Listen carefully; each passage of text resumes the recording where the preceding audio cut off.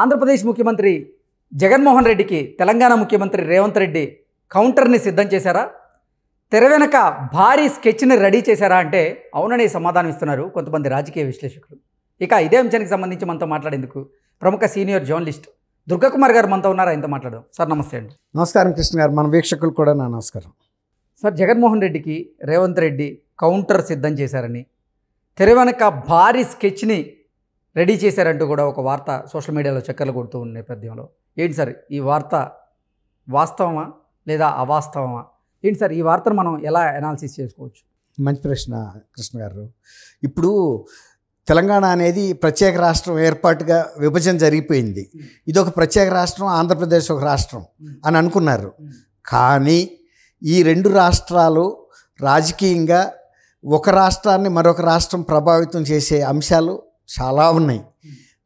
ఇక నుంచి జరగబోయే రాజకీయాలు ఎప్పుడు కూడా తెలంగాణకి వేరు, ఆంధ్రప్రదేశ్ వేరు అనే భావన లేదండి.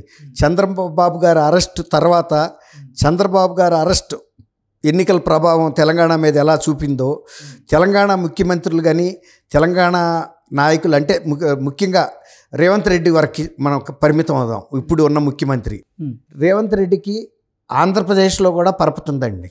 ఓకే, రేవంత్ రెడ్డికి ఆంధ్రప్రదేశ్లో కూడా పరపుతుంది. రెండోది ఏంటంటే రేవంత్ రెడ్డి గారు ఇక్కడ బీఆర్ఎస్ని ఎదుర్కోవటానికి ఈసారి సర్వసన్నాహకాలు చేసుకుని ఎదుర్కొన్నాడు. గత 2 ఎన్నికల్లో కాంగ్రెస్ పార్టీ అట్లాంటి సన్నాహకాలు జరగల. అందువల్లే ఈసారి కాంగ్రెస్ పార్టీని చాలా తక్కువ అంచనా వేసి బీఆర్ఎస్ పార్టీ అధికార పార్టీ కేసీఆర్ గారు గతంలో లాగానే వెళ్ళిపోయాడు, తక్కువ అంచనా వేసి.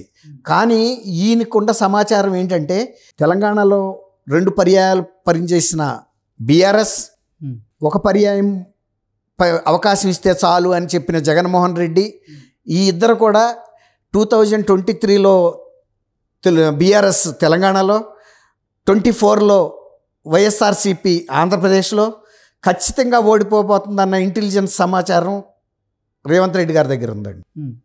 ఆయన అందువల్ల చాలా విశ్వాసంగా ఢీకొన్నాడు ఇక్కడ.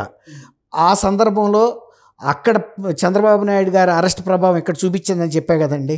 చూపించిందా లేదా అనేది మీరు చెప్పండి. చూపించింది కదా. అట్లాగే ఇప్పుడు ఆయన ఈ 24 ఎలక్షన్స్లో కూడా ఇదే ఫార్ములా, అంటే ఆయనకు ఆంధ్రప్రదేశ్లో ఎంత పరపతుందో ఆ ఫార్ములాని ఇప్పుడు ఆ షర్మిల గారిని ఆ రోజు ఇక్కడ తెలంగాణలో ఇది సమయం కాదు, నువ్వు ఇక్కడ రాకూడదని చెప్పాడు.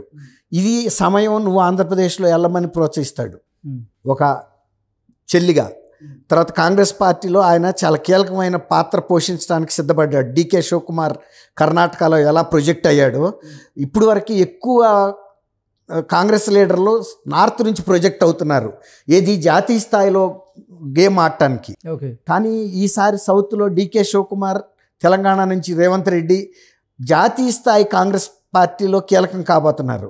ఇప్పుడు అందువల్ల ఆంధ్రప్రదేశ్లో ఇప్పుడు వస్తున్న లోక్సభ ఎన్నికలు, అసెంబ్లీ ఎన్నికలు, తెలంగాణలో వస్తున్న లోక్సభ ఎన్నికల్లో తను విశ్వరూపం చూపించడానికి రెడీగా ఉన్నాడు. రానున్న లోక్సభ ఎన్నికల్లో వీలైనన్ని లోక్సభ స్థానాలను కైవసం చేసుకొని సోనియా గాంధీకి గిఫ్ట్ ఇవ్వాలని రేవంత్ రెడ్డి ప్రయత్నం చేస్తున్నారని, అందులో భాగంగానే ఆంధ్రప్రదేశ్లో అసలు పరిస్థితి ఎలా ఉంది అనేది ఆయన రిపోర్టులు తెప్పించుకున్నారని, ఆంధ్రప్రదేశ్లో జగన్మోహన్ రెడ్డికి వ్యతిరేకంగా పవనాలు వీస్తున్నాయి కాబట్టి ఇక్కడ ఉన్నటువంటి సీమాంధ్రుల ఓట్లు గెలవాలన్నా, వారి మన్నలను ఇదవ్వాలన్నా అసలు జగన్మోహన్ రెడ్డికి సంబంధించినటువంటి రిపోర్ట్లు బాగా పనికొచ్చాయని, ఈ మాస్టర్ ప్లాన్తోనే రేవంత్ రెడ్డి లోక్సభ స్థానాలను గెలిచేటి ప్రయత్నం చేస్తున్నాడంటూ కూడా అది జగన్మోహన్ రెడ్డికి పెద్ద స్కెచ్ కాబోతుంది అంటూ కూడా ఒక వార్త బయటకు వచ్చింది. దీన్ని ఎలా చూడొచ్చు?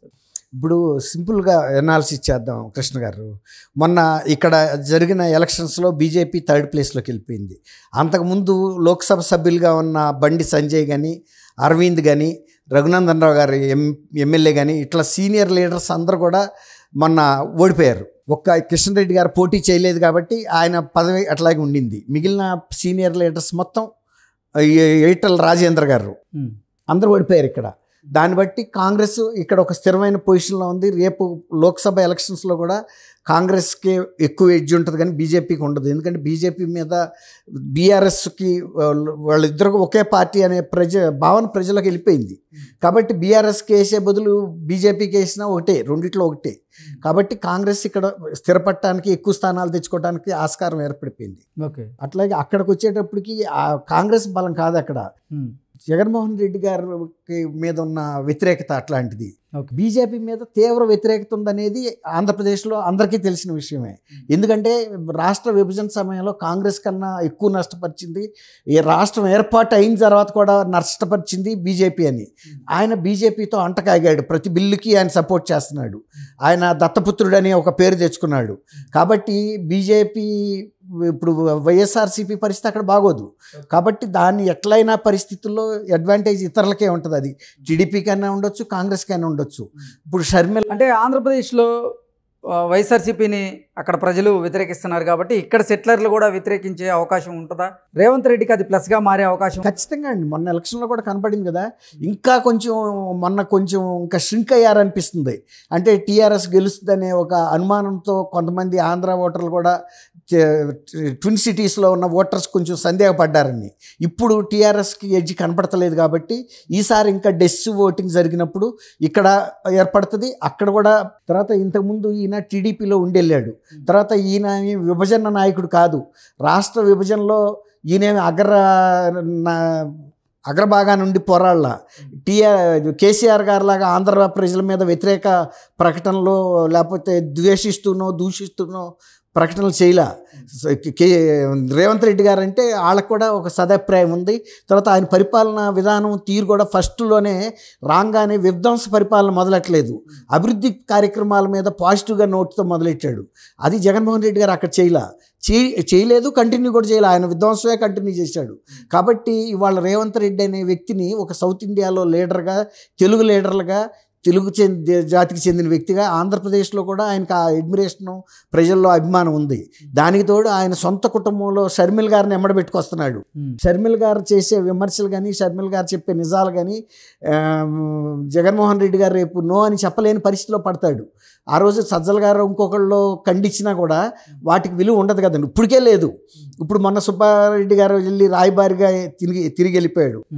కుటుంబ సభ్యుడిగా కాదు, ఆయన బయట పిన్ని గారు భర్త, ఆయన కూడా మాట్లాడటానికి కూడా సింక్ అవుతాడు మాట్లాడు. ఎందుకంటే అది అంతర్గతంగా వైఎస్ రాజశేఖర రెడ్డి గారి కుటుంబానికి సంబంధించి సుబ్బారెడ్డి గారు మాట్లాడటం అనేది సమంజసం కాదు.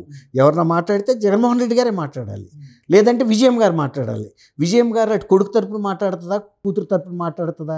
తర్వాత ఆల్రెడీ ఆమె సిబిఐ ముందుకు ఒక వాంగ్మూలం ఇచ్చింది. తర్వాత డాక్టర్ సునీత అంటే వివేకానంద రెడ్డి గారి అమ్మాయికి మద్దతు ప్రకటించింది ఆ కుటుంబంలో ఆమె ఒక్కటే. ఇన్ని రకాల పరిస్థితుల్లో రేవంత్ రెడ్డి గారు తను ప్రూవ్ చేసుకోవడానికి మీరు అన్నట్టు సోనియా గాంధీ గారికి మంచి ఒక గిఫ్ట్ ఇవ్వాలనుకుంటే ఇప్పుడు 2 రాష్ట్రాల్లో తను ఇవాళ ఎట్లయితే ఇక్కడ ప్రొజెక్ట్ చేసుకున్నాడో అక్కడ ఆల్రెడీ తనకు కొంతమంది అభిమానులు ఉన్నారు. తర్వాత తెలుగుదేశంలో ఉన్న బ్యాక్గ్రౌండ్ ఉంది. తర్వాత ఇదే పరిస్థితుల్లో మొత్తం వైఎస్ఆర్సీపీ ఒక డిస్ట్రెస్డ్ కండిషన్లోకి వెళ్ళిపోయింది. కాబట్టి ఇవన్నీ కూడా ఈయనకు అనుకూలించే అంశాలు. తర్వాత వయస్సు, ఈయనేమి 70 ఏళ్ళు 80 ఏళ్లలో లేడు, ఇంకా కొంతకాలం చేయగలడు. తర్వాత ఆంధ్రప్రదేశ్ తరపున కూడా రేపు కేంద్రంలో మాట్లాడి కొన్ని ఇష్యూస్ సాల్వ్ చేయగలిగిన కెపాసిటీ కూడా రేవంత్ రెడ్డి గారికి ఉంది. వీటన్నిటిని మనం సమగ్రంగా చూస్తే మీరు అన్నట్టుగా రేవంత్ రెడ్డి వ్యూహం అనేది ఈ రకంగా తను వర్కౌట్ చేసుకుంటాడు. ఇప్పుడు శత్రువు యొక్క బలహీనతలను కాదండి, తను స్ట్రెంగ్త్ ఏంటనేది చూసుకుంటున్నాడు. అది ఆ అంచనాల మీద వెళ్ళినప్పుడు ఎవరు కూడా విఫలం అవ్వరు. అంతేగాని శత్రువు బలహీనత అనేది తర్వాత మాట. తనందరూ తను పడిపోతే ఏం చేస్తాం? ఇప్పుడు మనం కోటను కోల్చడానికి వెళ్ళామండి, అప్పటికి అది బేటలు ఇచ్చేసి మన సైనికులు కవాతు చేస్తూ ఉండగానే ఆ ప్రకంపనలకు అది కూలిపోయింది అనుకోండి, అది మన తప్పు కాదు కదా. అంత వీక్గా కోట ఉండటం దాని తప్పు. అంతేగాని ఈయన వచ్చి మార్చింగ్ చేస్తాడంటే చేస్తాడు. ఇప్పుడు దాడి చేయడానికి వచ్చేవాడు మార్చింగ్ చేసుకుంటా రాకపోతే కాళ్ళు ఈడ్చుకుంటా వస్తాడా? అది గమనించాలి కృష్ణ గారు. Okay sir, thank you. నమస్కారం మన వీక్షకులకు.